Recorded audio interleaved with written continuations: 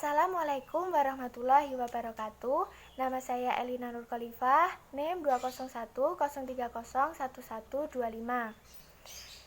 Di sini saya akan menjawab pertanyaan dari Ibu. Yang pertama, pengertian gagal jantung.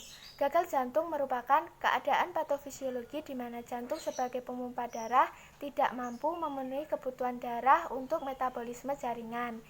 Pertanyaan yang kedua, perbedaan gagal jantung kiri dan kanan. Pada gagal jantung kiri ini terjadi gangguan daya pompa, kemudian volume dan tekanan akhir vertikal kiri meningkat, yang kemudian tekanan atrium kiri juga meningkat, dan kemudian volume dan tekanan dalam vena pulmonari juga meningkat.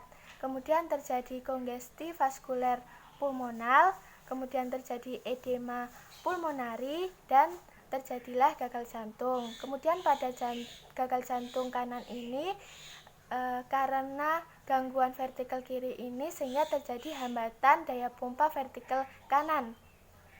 Kemudian volume dan tekanan akhir vertikal kanan ini meningkat sehingga terjadi kenaikan tekanan arterium kanan. Kemudian terjadi hambatan aliran darah dalam vena cava ke jantung. Kemudian terjadi hepatomegali, kemudian terjadi pembekakan sistematik, yang kemudian terjadi edema dependen dan asites, dan terjadilah gagal jantung.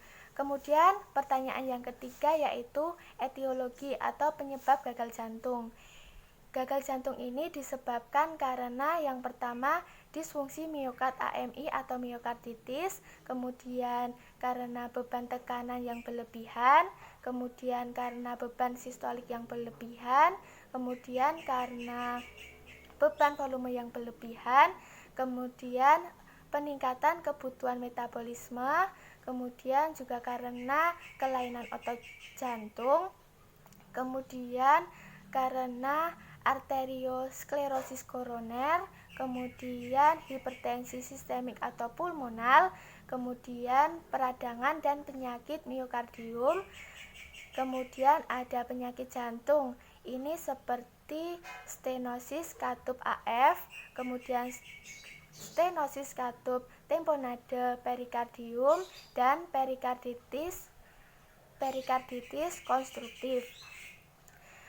Dan penyebab yang terakhir ini karena faktor sistemik, yaitu hipoksia dan anemia.